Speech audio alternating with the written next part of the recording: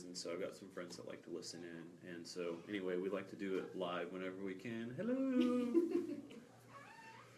Hello. So yeah, but anyway, so I really like this book. I think it's really easy to understand. She does a few things that are really awesome.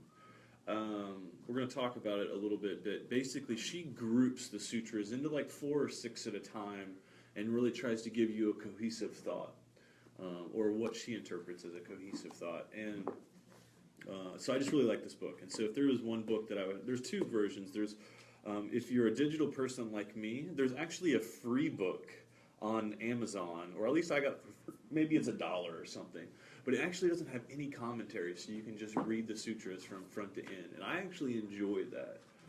Most of the hardcore Yoga Sutra people / Sanskrit scholars love to like kind of talk about every word almost, like on like, you know, paragraphs after paragraphs about how everything fits together.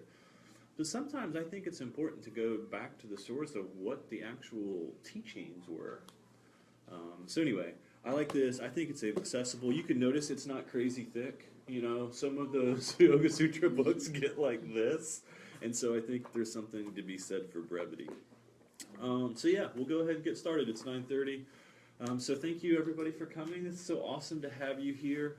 I am not a stressful guy. So please do not let this hour be stressful. Do whatever you want to do. So if you want to come to actively learn, then that's awesome. Pay attention, scribble notes, ask me questions, all that good stuff. If you're here to just kind of ease into your Sunday morning and just kind of get out of the house and just kind of sit up nice and straight and breathe for a little bit, that's awesome too. My intent today is to kind of give you an introduction into the Patanjali's Yoga Sutras, which is an ancient text. And so I'm going to give you a little bit of background about the Yoga Sutras, and then we're going to do a meditation depending on how long I talk. But my goal is to at least do the meditation for 30 minutes, but if we can get 45 minutes, if I can talk really fast and get past this introduction, we might even take the full 45. At any time, do whatever you want to do. How about that for freedom? You can leave if you'd like. That's fine. But really, you can change the way that you're sitting. So a lot of times we'll get sore or stiff, whatever. So if you can sit in regular sukhasana. Sometimes I really love, just for a change of pace, you can come and sit on your shins. Super helpful. You can sit with your legs out in front of you. You can move against a wall. You can stand up. Any of it's all good for me. So let's talk about the sutras. The first thing is, one more other thing, is that I'm not a Sanskrit scholar by any stretch of the imagination. I have been studying the sutras for a few years, but I just thought I'd just kind of come and share with what I've learned. And so hopefully I don't tell you anything wrong, but that's even possible. So just kind of grain of salt. But I will definitely kind of forward you. There's a couple of people in town, although I read recently that one of them is moving. Keith at the Mandir, along with Michelle, have both been studying the sutras for a very long time, so they're a great resource. And then also, why do I always blank on his name? I want to say Richard, but it's not. I'm getting close. It'll come to me. But at the yoga room uptown, there's another resource there. So anyway, we have a couple people that have actually dedicated a lot of time. And I also, just to kind of plug my own thing, there's a Yoga Sutra group online. I think it's linked. But one of the things that I've done for my practice is I try to compile multiple interpretations of each sutra and put it online in Facebook. And so there will be like 2-24, and then there'll be like 10 different versions, because it can all be kind of interpreted in a different way. So if you like this stuff, there's some more resources out there for you. But anyway, the sutras. So first, and there's a handy little handout.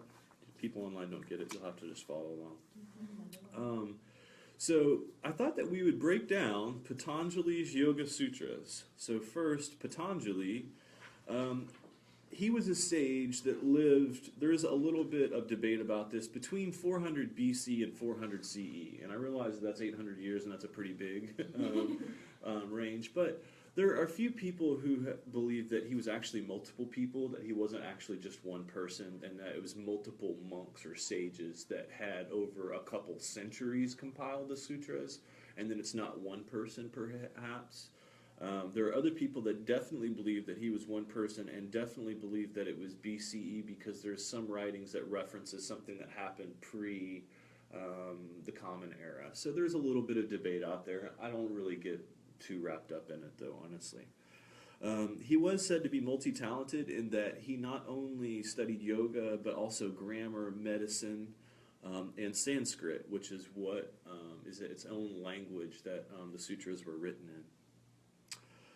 Yoga is the very first sutra, the very first word inside of the book. So the very first sutra inside of the Yoga Sutra is Atha or Atta Yoga Anusanam, which means that yoga is here and now. It's the very first word inside of the Yoga Sutras is yoga. And it says, hey, this is what the sutras are about, and yoga's now. It's the very first thing. So yoga in the here and now is an introduction to the study and practice of yoga, is what that first sutra means. And so that's what yoga is. Yoga is the here and now. And then there's a whole more, and then it goes deeper. Sutras, which I think it's kind of important to talk about what that word is, because I think we all have like little definitions in our own head. And a sutra literally means it's just a rule or an aphorism in Sanskrit literature. So that's like the first like kind of definition. But it could also be a set of these kind of rules on a technical subject. Sometimes each sutra is actually referred to as a string or a thread, because it's kind of like it stands on its own as its own thread, but really it weaves together to create a blanket or a big cohesive idea. In Indian literary traditions, it can also refer to an aphorism or a collection of aphorisms in the form of a manual or, more broadly, a condensed manual or text. So this is one of the things that I think is kind of central about the sutras, is that it's essentially a how-to guide. It's a how-to guide for yoga, but it also is mostly a how-to guide for meditation. And I kind of like that. I have a military background, and so very regimented. Everybody, there was a rule. And literally, I was in the Marine Corps, and the Marine Corps has like rule books for everything, like how to take apart a motor and put it back together. There's a rule book, and I think one of the reasons that I kind of gravitated to the sutras is because that's exactly what it is. It's just a how-to in meditation. So if you ever wonder how to meditate, the Yoga Sutras will tell you how. I thought that was kind of interesting. I was like, oh, neat. So what is it? It is a manual on meditation. It's really a summation of many ancient Vedic teachings in Vedanta. So what that really means is that the Yoga Sutras didn't invent yoga. It's not the very first book on yoga, actually. The Yoga Sutras is predated by yoga by several millennia. It was the first time that anybody took the time to kind of summarize it. There was all these bits and pieces by all these sages throughout ancient times. And many of the sutras can actually be referenced back to the early Vedanta, some other story that was written 100, thousands of years before. But the sutras themselves are really just one collection of notes and of thoughts. And so it's really just like, it's like a manual. It's like it was describing earlier. This is one of the favorite things that I read, is that while Egypt was building the pyramids, like these great, big, large external things, the rishis in the Indus Valley inside of India were exploring the mind and its control. So while the Egyptians were building external, I like to think about the Indians were exploring the internal. So, while the pyramids, the ancient Egyptians were thinking about these huge ideas and moving these huge stones, the Indians were doing the exact opposite, or maybe the exact same thing but internal, moving huge objects from the path to a higher source or happiness. Many of the insights that into the mind were actually passed down from teacher to student for generations. And so Patanjali's Yoga Sutras and a few of the other Vedanta before it are actually just the beginning of the recorded history of yoga. So there's actually a huge amount pre-written history that happened in yoga, but that's just what we get today after it's been passed down. So because there's some people who predate yoga to like 10 to 20,000 BC. So it was actually passed down as an oral history for many thousands of years. So anyway, Patanjali did not invent yoga, but he did summarize it into 4 chapters: the Samadhi Pada, the Sadhan Pada, the Vibhuti Pada, and Kavalaya Pada, which really just means about enlightenment, about practice, about results, and about liberation. There are some people that believe the 4th chapter was added on later and that Patanjali may not have written the 4th chapter. There's been some debate, but just about the 4th, just because it's kind of so different than the rest. There are only 195-ish, it depends on whose interpretation you read, of the sentences in total. So there's only 195 aphorisms, so which I think is kind of interesting. So if you think about it, it's pretty short. It's all of our like kind of thinking and expanding on them, because the sutras themselves are actually meant to be kind of boiled down. So they kind of remove all of the extra layers of words to really kind of get to that core kernel of truth, or that seed of truth, but then that seed can grow into something much bigger. And so, one of the funny things is that I think in some ways it has all the answers. And I know that's kind of crazy to say, especially to me, because I've been one of those guys that's been seeking that answer my entire life. And so to say that a book has all the answers is kind of crazy. But maybe it doesn't have all of them, but at least maybe it has some of them. So it does answer a few of the questions that I think many yoga students ask themselves when we first start practicing, like, what is yoga? The sutras say that yoga is yogas chitta vritti nirodha, or union, which is also another word for yoga, is restraining the thought streams natural to the mind. That's what yoga is, according to the Yoga Sutras. What is Om? I'm sure maybe some of you all have come across Om in some of your classes. Like, what the heck is that? Tajya Vakaha Pranava he is represented by the sacred syllable Om, called Pranava. And why do we repeat Om, like at the beginning and end of class? The Yoga Sutras say that Ata Pratyak Sartana Adiyangamo Pai Antaryaya Abhaska. Probably completely wrong, by the way. What is gained from what from that is gained introspection and also the disappearance of obstacles. So basically, through the repetition of Om, it's said to remove obstacles. And Om can be used as a mantra to repeat during your meditation practice. And basically, the idea is that through its repetition, it will remove the obstacles from your mind. I found in my practice that it's difficult for me to start jumping from one thought to the next, to the next, to the next through the repetition of Om, because it kind of fills up that space in my mind. So anyway, that's my own version of that. And also, I think what's really cool inside of the sutras is that Patanjali also describes something called Ashtanga Yoga, or an 8-limbed path of yoga, which many yoga schools have kind of adopted as their like underlying core lineage. And it says that there's 8 aspects on the path of yoga. There's yamas, niyamas, asana, pranayama, pratyahara, dhyana, and samadhi. And so basically there's these ethical rules, there's these fixed observances, there's an asana part of yoga, which is our physical posture, pranayama, which can sometimes be interpreted as the regulation of the breath, pratyahara, which is the internalization of the senses. That means that we stop relying on our taste, our external, we start looking inside. And dhyana, which is concentration, dhyana, meditation, and finally samadhi, which is the absorption of consciousness in the self, or ultimate happiness. There's lots of different ways to describe samadhi, but think awesome. That's what I think in my head. So anyway, down here at the bottom, I did list a couple things. So there's the Facebook page with the Yoga Sutras. So if you like what we go over today and you want a little bit more, you can go there. And then also my email address if you have any questions or would like maybe some links to some books or whatever. No big deal. Ooh, that was pretty good. Under 15 minutes.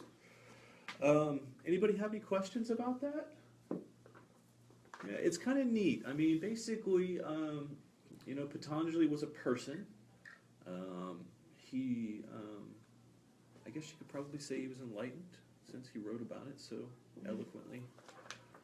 Sanskrit as its base is a really pretty language. It's hard for me to pronounce. I'm not very good with language, but I'm good with reading.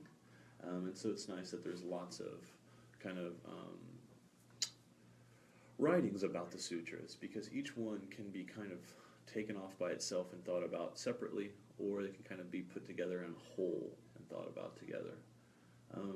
A lot of times what I'll do is I'll just pull out a little sutra and then I'll read it to myself, and then I'll just sit with it for 20 or 30 minutes in my meditation practice and just kind of think about what it means and just kind of mull over. Because one of the things that I really like about yoga and yogic meditation is that it says that all you have to do is focus on one thing. Now the beautiful thing is that it doesn't tell you what that one thing is. So you can literally choose whatever you want to think about in your meditation. The trick is to only focus on that one thing. And so often our brain, jumps to the next thing in the list, the next conversation, the next voice, the next whatever it is, right? I think most of us have that little voice. Sometimes it's in words, sometimes it's in pictures, sometimes it's in both. It depends on your intelligence type. But yoga just says, look, all you have to do is just bring that kind of all over the place down to a single thought. It can be God if you're a religious person. You can focus on some higher power. That resonates for a lot of people. You can use a mantra. So if you have like a saying or you want to repeat Om, you can. Or you can think about good positive things. It could be the love of a children or love of a parent or a happy thing in your life. It doesn't really matter. That's what I think is so awesome about the sutras, is that I think that the Yoga Sutras are just like yoga in that it's whatever the practice means to you. And so you kind of have to figure it out for yourself. There are guideposts along the way. You can do these ancient readings from sages, but at the end of the day, you got to kind of try it and see what works, because ultimately it's not my truth that's most important, it's your truth. And I think that's what we're all seeking, and that these are just guideposts along the way. They answer questions that maybe are unanswered for you and then help you get to the next path. So I figured we'd try it. So I have pulled out actually a pretty long meditation today. And so what I'm going to do is I'm going to help guide you through a meditation of just kind of relaxing and kind of getting centered. And then after that, my intent is to actually just read through a bunch of the sutras for you guys. And so I think that it's really nice to just kind of get into the mindset of meditation and then listen to the sutras. If it becomes too much to sit with your eyes closed, to sit in a meditative seat, and you just want to sit back and listen, awesome. I've been meditating for almost a year, not that long, and I'm just now kind of getting to the point that I can sit, and I actually tried for a couple years prior to that, by the way, but I finally got my practice going about a year ago. And I usually sit between 20 and 30 minutes, and so this is going to be like 40-ish, and so it's going to be quite a sit. So don't feel like you have to be like the whole time, right? No big deal. Definitely move. You are not encased in concrete. So don't feel like Jason's over there like taking notes of anybody that moved. Oh, no. I'm just not that type. I want you to enjoy yourself. That's the most important thing. I think it's good to kind of do these practices, but at the same time associate them with good positive things, right? We don't have to be so strict in our regimen in yoga. Definitely not in meditation. One of the things that I figured out in my meditation practice is the more preconceptions and rules that I let go of, the happier I become. So, grain of salt. Definitely, if your back starts hurting, feel free to kind of push up against the wall. That's really helpful. You can definitely lay down. You can make any changes that you want. If you need to get up and go to the restroom, all of that stuff's good. I thought we would start, though, with our posture. And so see if you can find a place where you're kind of sitting and you feel nice and grounded, especially through your sits bones. So what I like to do is I like to kind of think about that connection between the two bones in my tush and the floor. And sometimes it's even helpful to pull the flesh gently away. And once you find that connection through your sits bones, then we want to sit up nice and tall, extending the spine. And maybe you think about pulling the crown of your head towards the ceiling. We want to open the chest by creating space between the shoulders and taking the shoulders onto the back body. And then let's begin by just relaxing the tops of the hands to the tops of the knees. Relax the eyes. If you don't feel like closing your eyes, you can stare at the tip of your nose. But I find that closing my eyes is the easiest to eliminate distractions. Then we're going to close the mouth and begin breathing in and out of the nose. So we're going to inhale through the nose and then exhale through the nose. Inhaling and exhaling. Continue breathing in and out of the nose. And see if you can begin to use your entire torso for the breath. So instead of just using the top 10 or 15% of your lungs, see if you can really breathe into your ribs. Maybe you feel your front and your back ribs and your side ribs expand. Maybe even notice that your belly button expands away from the spine. Nice big deep inhales. And then exhale, breathing all of that air out. Each breath cycle is complete and new. Inhaling fully and exhaling completely. As you continue to breathe, see if you can begin to turn your attention away from your thoughts, away from the screen in your head showing a bunch of pictures. See if you can turn your attention away from those chitta vrittis, or thought streams, as Patanjali calls them, and begin focusing on your breath. Maybe at the nostrils where you breathe in and out. Maybe you follow the breath. If that's not enough, maybe you notice a body sensation, maybe your seat against the floor. Just see if you can kind of let go.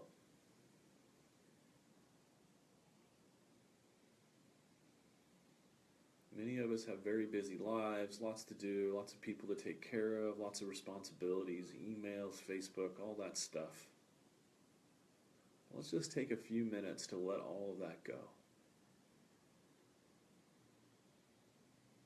Instead of that focus on the external, let's turn the third eye, our body intelligence, our emotional intelligence, let's turn that around and look inward. And at the same time that we begin turning our attention inward, we're not pulling ourselves out of the real world, right? We're still present. And if somebody went and slammed the door, you wouldn't jump. So you're still rooted into the now, but observing the internal landscape. And breathing.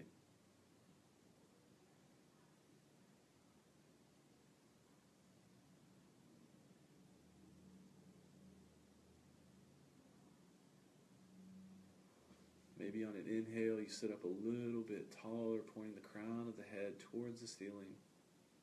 And on an exhale, relaxing the shoulders away from the ears onto the back body. Inhaling fully. And exhaling completely. Every few minutes, just kind of checking in. Not judging the outcome, but just noticing where your mind's attention has gone. If you're back in your lists, if you're back to thinking about the past or the future, simply smile and bring your attention back to the breath. No big deal. Jim Carrey calls meditation his reset button. And he just rides that button all day long. The ability to reset our mind's attention and to become present with ourselves, with our breath.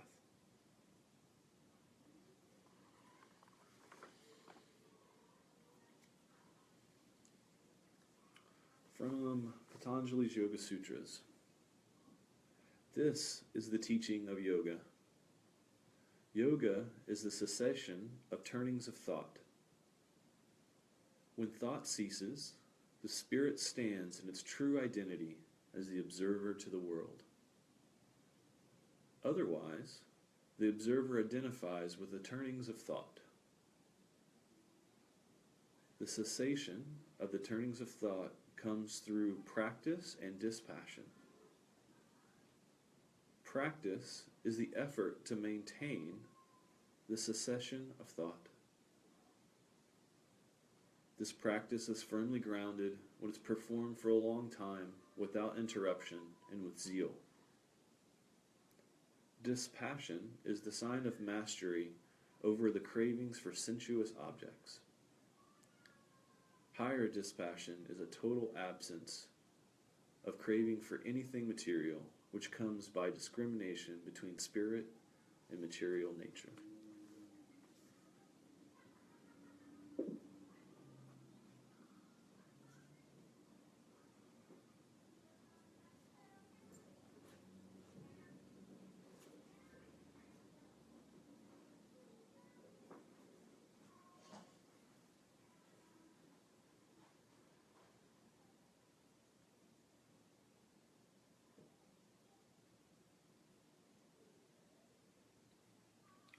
See what happens when you really ground yourself in the breath.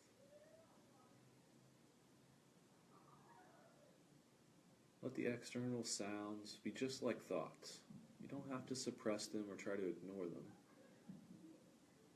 But when they pop up, simply acknowledge, maybe you smile gently, and then let it go. True happiness does not exist without. True happiness, that spark, that light, is inside each of you.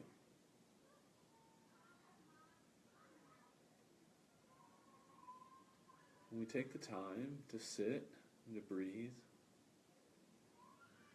and to let go of our attachment to the external,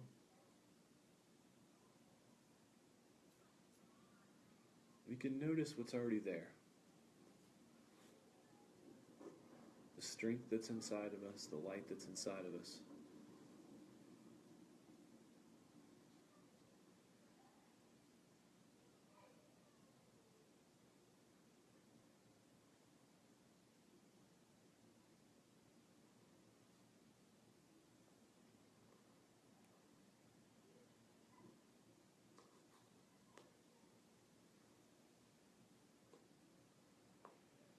Slowly see if you can kind of relax into yourself.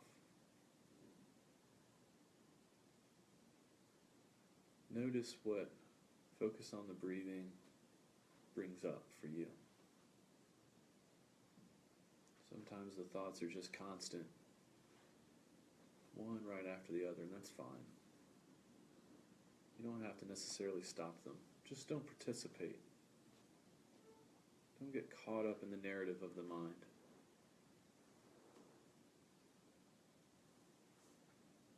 Let those chittavrittis, those thought streams, just run their own course. See if they fizzle out on their own without your participation.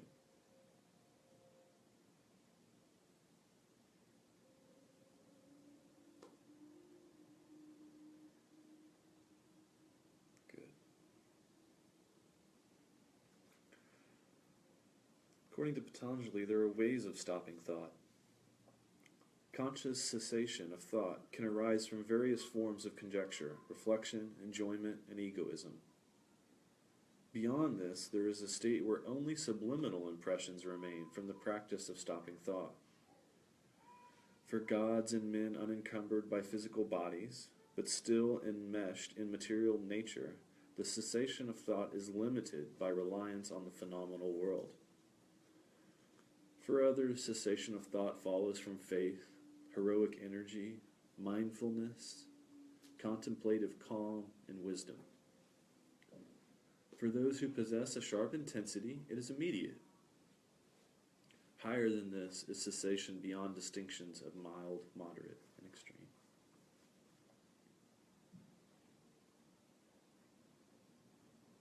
So the cessation of thought can come from faith, heroic energy, mindfulness, contemplative calm, and wisdom.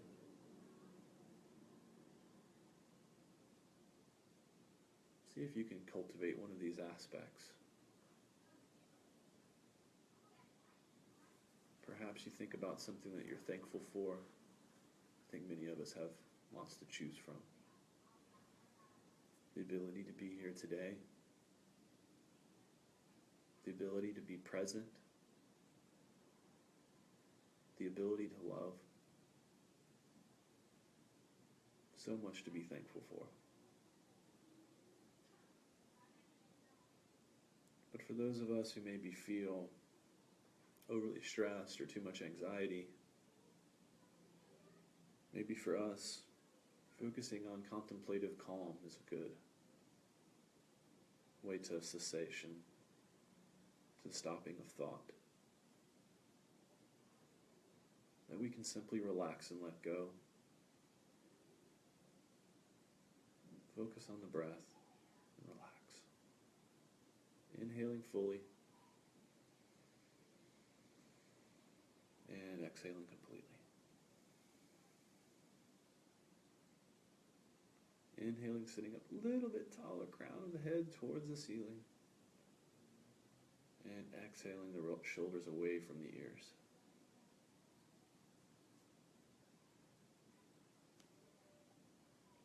Tranquility of thought. Tranquility of thought comes through the cultivation of friendship, compassion, joy, and impartiality in spheres of pleasure or pain, virtue or vice, or through the measured exhalation and retention of breath, or when the mind's activity arisen in the sense world is held still, or when thought is luminous, free from sorrow, or when thought is without compassion in the sphere of the senses, or when its foundation is knowledge from dreams and sleep, or through meditation on a suitable object. For those whose thought is tranquil, mastery extends from the most minute particle to the vast expanse.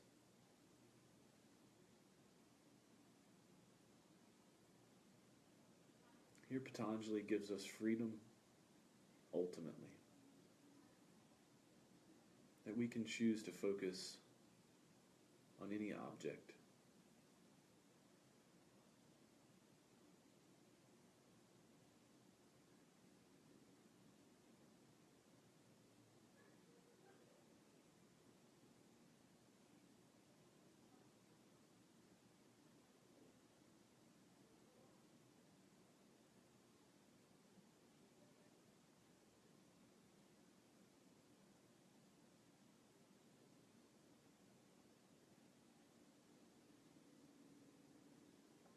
Giving yourself permissions to make any changes that you need to in your seat at any time.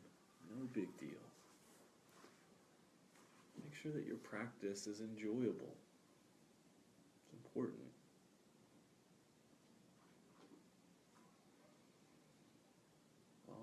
Every once in a while checking in, noticing where your mind's attention is going. Are you back in your lists? Are you somewhere else in the past? Hopeful for the future. See if you can ground yourself into the current moment. Focus on the breath. Focus on a sensation in your seat and your legs. And see if you can settle the mind down to a singular object.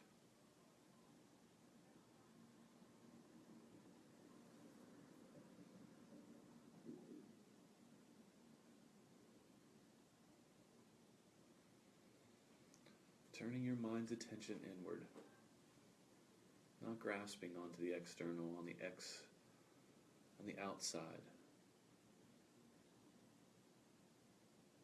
but at the same time, not getting wound up in the chitta-vrittis of the mind, the conversation that we're constantly having with ourselves.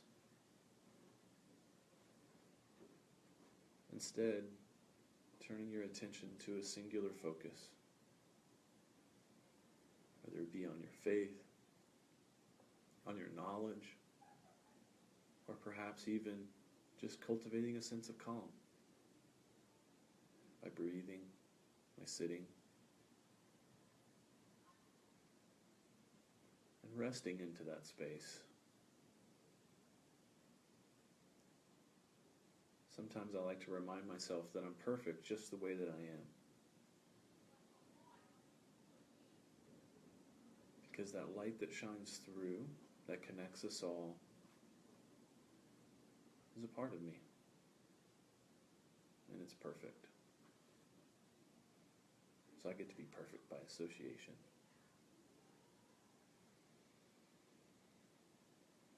And just simply sitting and breathing and letting everything else go.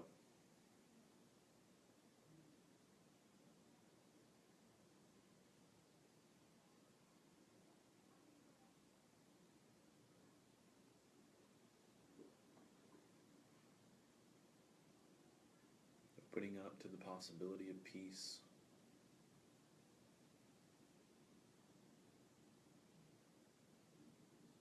Knowing that while I can't control the external, I do have control over the internal.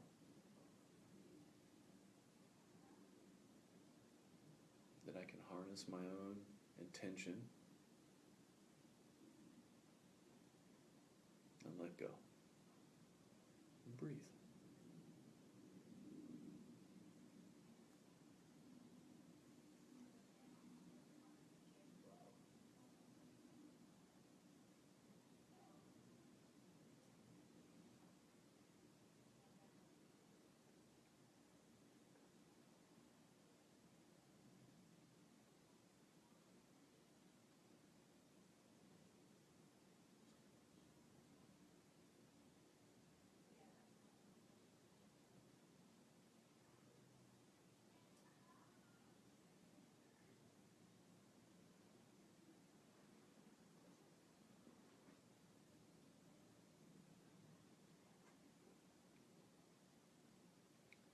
Every once in a while, checking in, noticing your mind's attention, noticing if you've gotten caught up in one of the narratives of the mind.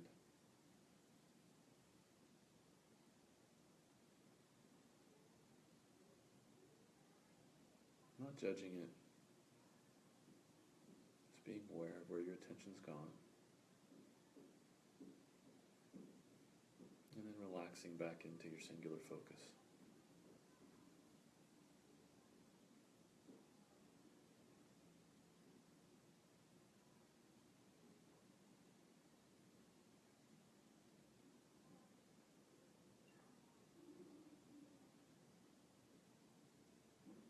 Inhaling fully and exhaling completely.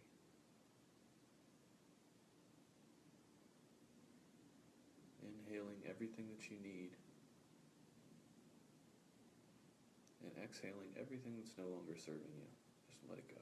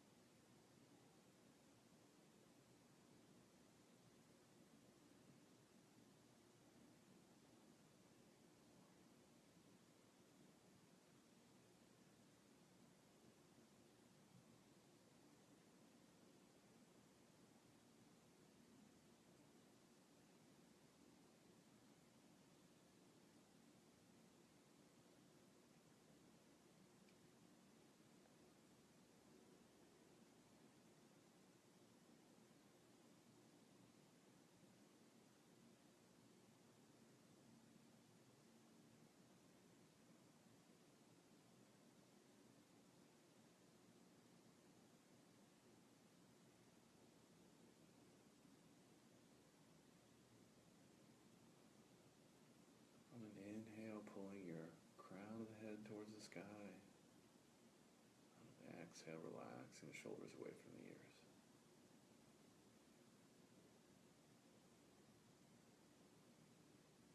Breathing fully, feeling your side ribs expand, your back ribs expand on an inhalation. Feeling your whole torso fill up with air. And And exhale, blowing it all back out.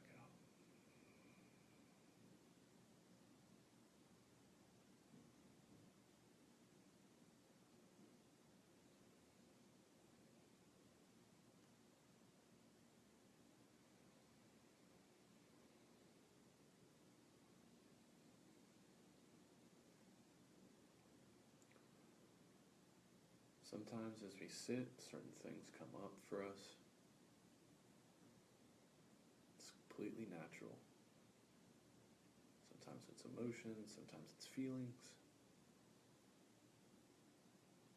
As we begin to quiet the mind, we find that sometimes the body has feedback to give, or maybe there's something lurking that we weren't aware of.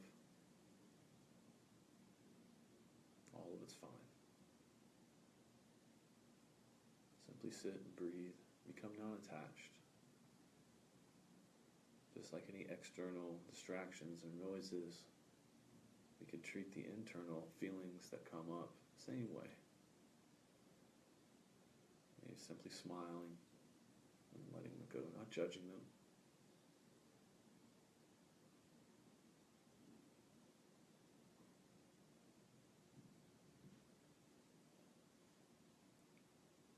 Remember that the breath is a barometer for the mind, so keeping the breath long and even will help bring steadiness to the mind.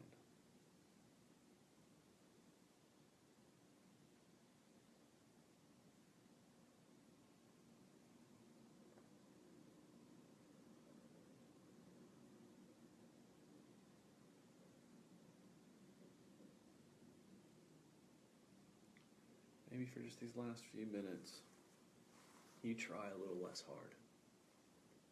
You let go of the effort.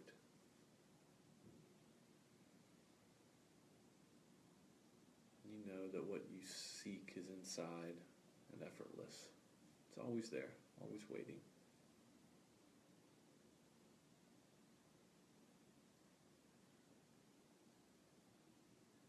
Once we relax and let go, bring our attention to a singular focus.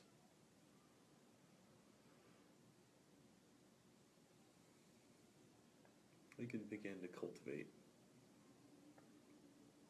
maybe a higher version of ourselves, a truer version of ourselves.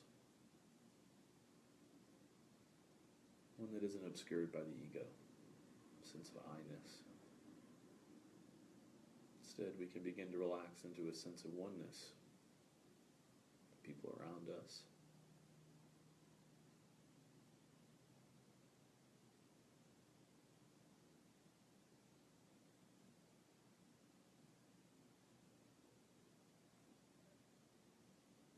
Inhaling fully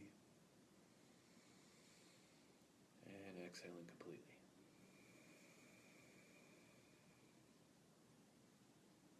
Maybe on an inhale, you sit up a little bit taller. On an exhale, you release the shoulders a little bit more away from the ears, maybe into your mat.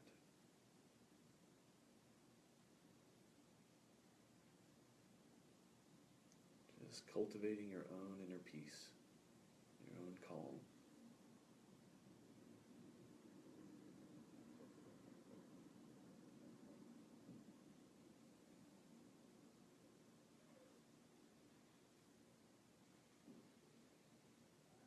A few more breaths.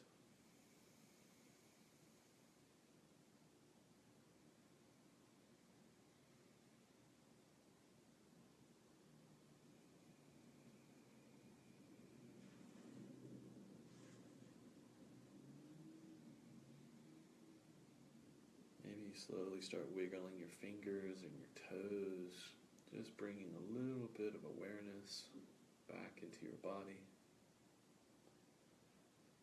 Being very gentle with yourself, knowing that it took you a while to relax to this position. So it may take a little while to wake the body back up. If you're lying down, maybe you roll out your ankles and your wrists.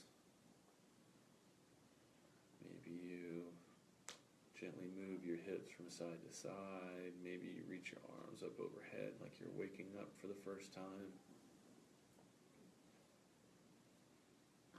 And if you are laying down, Maybe rolling onto your side, bringing your knees into your chest, and then whenever you're ready, coming back to a seated position.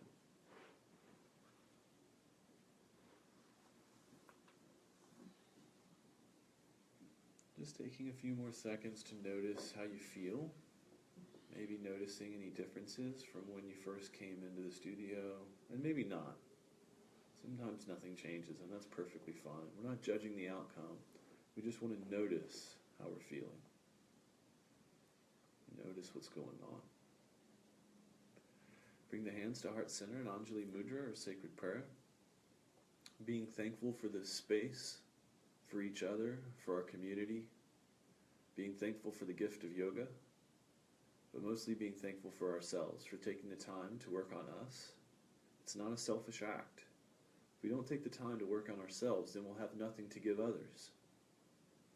The light in me bows to that same light that's in each of you. Namaste.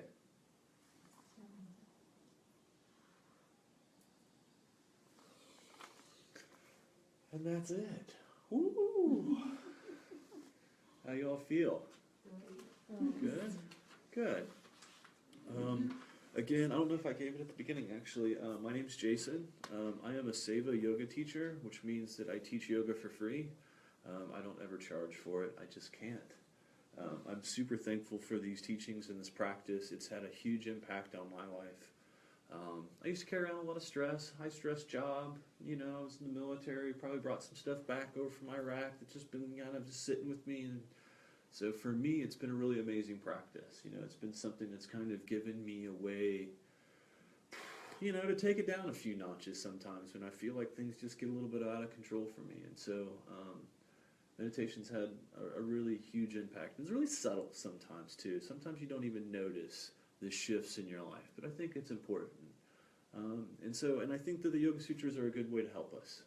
Because I think that, especially during my meditation practice, I just had a lot of questions. Like, I don't know, what am I supposed to do with these thoughts that keep popping up? And so I think that it's nice to have a reputable source for meditation how-to. And so that's how I see the sutras. So feel free to keep your little introductions. Hopefully you find it helpful. My information's down there at the bottom. I run all over the city teaching yoga. Hopefully maybe I'll get to sub here one day. I teach at Swan River Araby out in St. Bernard Parish pretty consistently. I teach there on Tuesday nights. Do a restorative class and a regular class. I also teach free yoga in the park anywhere that I can. We're on a little bit of a hiatus right now because it's a little cold outside, but usually in St. Bernard Parish also. We're circulating gardens. I'll run around all over the city teaching for free. I enjoy it so much. Thank you all so very much for coming. It was an honor to have you here. You got to remember that without students, there's no class, right? And again, if you have any questions, I'd be happy to answer them. And thanks for coming. Thank you. Have you reported your free classes to the U.S. Army veterans? No. I work with some of them and they complain all the time that budget cuts, they don't know if they're going to be able to take yoga. Last time there was an issue with a waiting list. They had people on waiting lists to take yoga that were veterans. Wow, at the VA or somewhere else? At the VA. Okay. They had one volunteer, but of course she was getting paid